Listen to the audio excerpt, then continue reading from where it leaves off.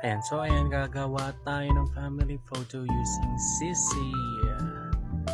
Ayan, i-type nyo lang kay Sisi na, Sisi, can you make me a family photo? Studio type, something like that, ganon.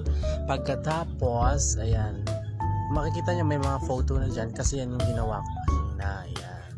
Then after nya, pag-click mo yung enter, maglo-loading siya. Then pipili ka dyan. Ayan. Siyempre, iba-iba yung bibigay niya. So, pili kayo ng gusto nyo. Siyempre, 5 kami. 3 babae, 2 lalaki. Yan yung napili ko. Then, after nun, ayan, pupunta naman tayo kay Remake Face AI. Ayan, download nyo yan ha. Maganda siya.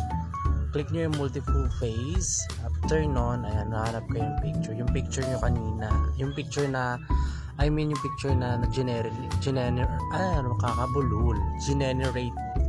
ni Sisi kanina. So, i-click mo lang yon, and then pagkatapos yan maglo-loading. Ayan, makikita mo yung mga plus yan. Lalagay mo lang yung mga picture syempre ng mga tao na mo. Syempre inuna ko yung sa aking sino ba dyan? Ayan, yung aming bunso, di ba? Then next, sino kayo isa?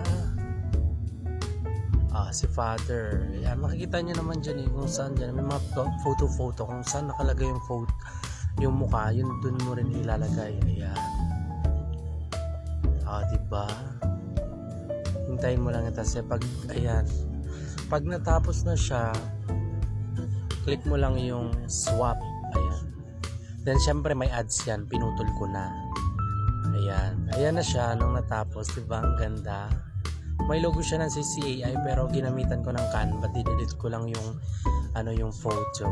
Yung CC, yung watermark niya. Pero hindi ko na pinakita diyan. Ayan, so ayan na siya, na-save ko yung photo, diba? Kuha ko yung mga mukha namin. Ayan, hanggang dito na lang. Ginamit natin ay CC, Remake Face AI at Canva.